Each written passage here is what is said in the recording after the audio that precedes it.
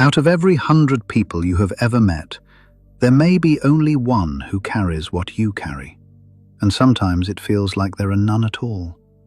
It is that uncommon. The strangest part is that the people who hold this trait almost never understand what they are holding, because from the inside, it has never once felt like a gift. It feels like a weight you were handed without your consent, like feeling too much and knowing too much and reading the truth of a room before anyone has spoken a single word. You have probably gone looking for an explanation before now. You collected the labels other people offered you: highly sensitive, intuitive, empath, old soul, and tried each one on and felt every one of them slide off because none of them ever reached deep enough. The reason they never fit is that those words describe what you do on the surface, while the thing itself lives much further down, in a layer of the psyche that Carl Jung spent his entire life mapping. In this video, we are going to walk through 7 signs of that deeper trait together, and look at what Jung and the ancient wisdom traditions understood about this rare way of being long before modern psychology had any language for it. By the end, the story you have been telling yourself about why you are the way you are may no longer hold. So why does the world feel so much heavier for you than it seems to for everyone else? Sign 1. You feel the meaning beneath the emotion. Let's begin with the trait that took you years to put into words, because it sounds almost impossible to explain to anyone who does not live it. You have never only felt other people's emotions. You have felt the meaning underneath those emotions, the buried story driving the sadness, the old injury hiding behind the anger, the loneliness wearing the mask of someone's confidence. Jung had a name for the deep layer this knowing rises from: the collective unconscious, a vast inherited reservoir of the psyche that all of humanity quietly draws from. And living in that deep water is the figure of Sophia, the embodiment of wisdom that exists before thought, the knowing that arrives whole before reason has assembled a single piece of it. To be a Sophia empath is to stand unusually close to that ancient current, which is why you perceive the actual root of a person's pain, while everyone else only registers that they seem a little off. And this perception of yours produces an effect on other people so consistent that you have probably wondered about it your entire life. Sign 2. Strangers confess things they've told no one. You know the moment I am describing. You are barely acquainted with someone, a seatmate on a long flight, a person beside you in a waiting room, a colleague you have spoken to twice, and within minutes they are handing you something they have admitted to no one alive. A grief never voiced, a fear carried alone for decades. Afterward, they often look startled at themselves, as if to ask where that came from. Sit with how rare this truly is, because most people move through their whole lives and no one ever opens to them this way. Jung said that knowing your own darkness is the best method for dealing with the darkness of other people, and you, often without realizing it, have done exactly that inner work. You have faced enough of your own shadow that you no longer flinch from anyone else's, and human beings sense that the instant they meet you. They recognize you as someone safe enough to receive the unspeakable, which raises the question of what becomes of all that pain once it has been handed to you. Because for most sensitive people, the answer is devastating. Sign 3. You turn pain into information, not drowning. Most empaths go under. They absorb the suffering around them until they can no longer tell where another person ends and they begin, and they spend their lives avoiding crowds because the flood is unbearable. You lived that too, for a long stretch of your life. But somewhere along the way, the manner in which you metabolized it changed completely. The pain stopped being only contagion and started becoming information. You learn to feel someone's anguish, and in the very same breath, to perceive its shape and its source and the thing it was actually pointing toward. This is the deeper gift of Sophia. the capacity to hold suffering and read it at once, to let it become understanding rather than overwhelm. It took you years of being flooded before your system learned to translate instead of drown, and that hard-won translation is precisely what separates you from ordinary sensitivity. And once you can hold pain without being destroyed by it, you start doing something with suffering that genuinely unsettles the people who love you. Sign 4. You move toward the wound, not away from it. When everyone else instinctively steps back from suffering, you step closer, with a strange steadiness that others find difficult to comprehend.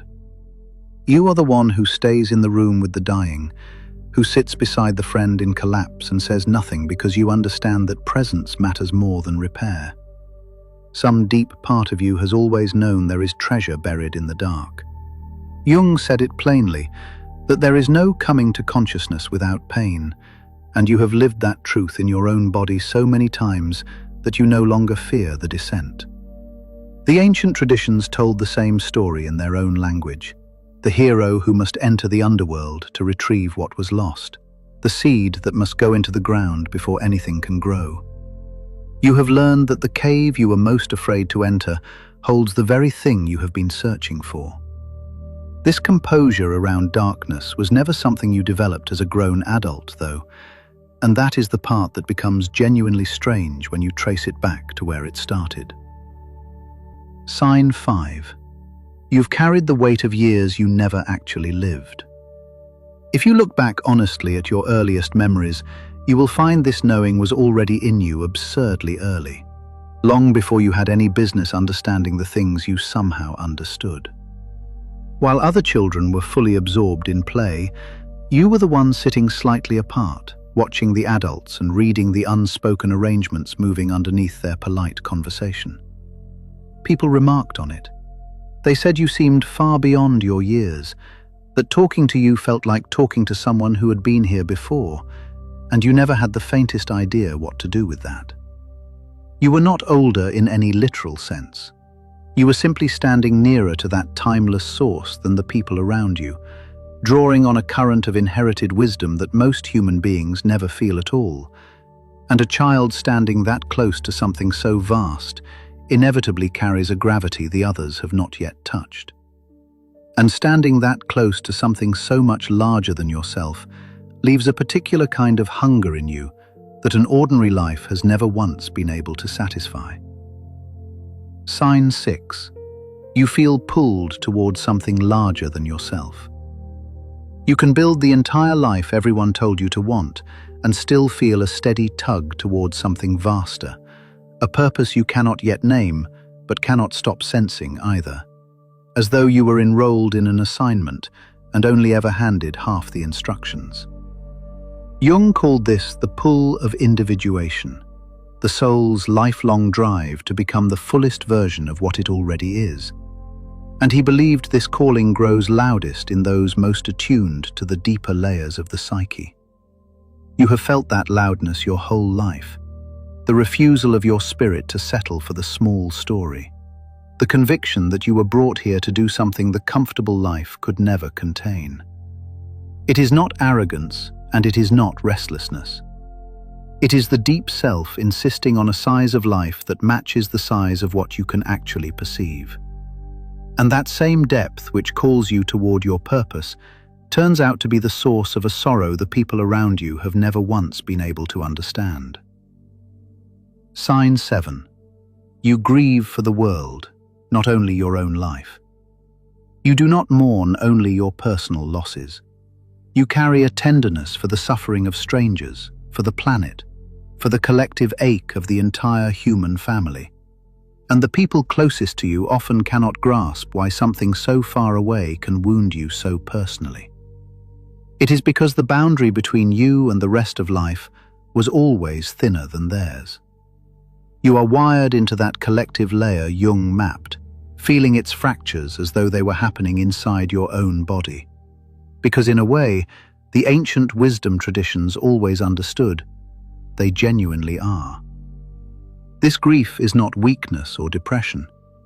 It is the natural cost of being authentically connected to a whole that most people have learned to wall themselves off from.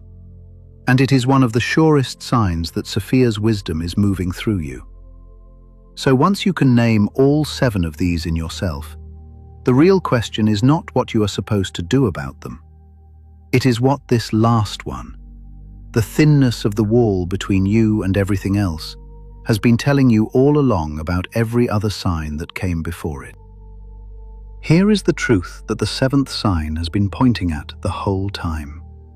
The sensitivity you were told to outgrow, the depth you were asked to dim, the feeling and knowing and grieving you tried for years to make smaller, was never a flaw in your design. It is a rare instrument for perceiving what most people cannot, and the world has always needed the few who can sit in the dark with the suffering and bring something back from it. Jung wrote that the privilege of a lifetime is to become who you truly are, and for you, that means ending the long apology for the very thing that makes you essential. For most of your life, you have been told, in 100 small ways, that the answer was to become less, to need less, to feel less, to care about fewer things less intensely. But the people who shaped that advice were measuring you against a world they could comfortably handle, not against the one you were actually built to perceive. The work ahead of you is not to shrink yourself down until you finally fit.